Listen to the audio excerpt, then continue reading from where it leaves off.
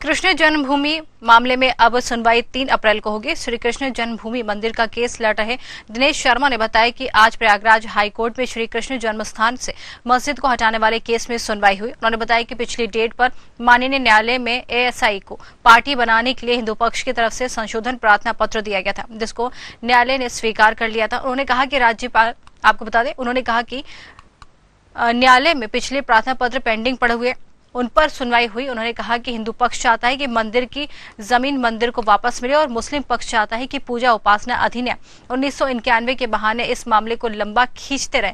लेकिन उन्होंने कहा कि हमें न्यायालय पर विश्वास है, सबूतों के आधार पर जीत हिंदू पक्ष की ही होगी। मुगल शासक औरंगजेब द्वारा मथुरा मंदिर पर जो अवैध कब्जा कर लिया गया था, उस विवादित ढांचे को हटाने के लिए आज प्रयागराज हाईकोर्ट में सुनवाई हुई। सुनवाई के दौरान पिछली डेट पर हिंदू पक्ष ने माननीय न्यायालय से मांग की थी कि इसमें एएसआई को पार्टी बनाया जाए। माननीय न्यायालय ने दोनों पक्षों को सुनने के बाद में अगली सुनवाई के लिए 3 अप्रैल की डेट लगा दी है।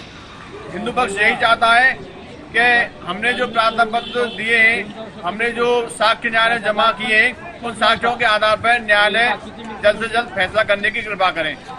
आज श्री कृष्ण जन्मभूमि और शाही ईदगाह विवाद के मामले में उच्च न्यायालय इलाहाबाद में सुनवाई हुई और जिसमें कि विभिन्न अर्जियों के निस्तारण के साथ साथ उन पर सुनवाई हुई और रिप्रेजेंटेटिव सूट के मामले पर सुनवाई हुई। लेकिन सूट नंबर 13 में हमारे द्वारा एक एप्लीकेशन दी गई और हमने माननीय न्यायालय से अनुरोध किया कि इस जो शाही ईदगाह की जो प्रॉपर्टी है, जो 13.37 एकड़ से 2.5 एकड़ में जो शाही ईदगाह बना हुआ है, इसको विवादित ढांचा घोषित किया जाए।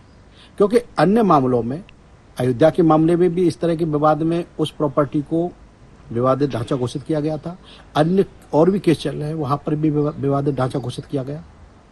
तो हमने माननीय न्यायालय से अनुरोध किया कि इसको भी विवादित ढांचा घोषित किया जाए।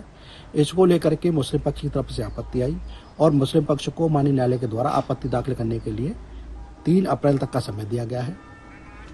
लेकिन हमारा मानना है कि ये विवादित ढांचा है और इसे शीघ्र विवादित ढांचा घोषित किया जाए।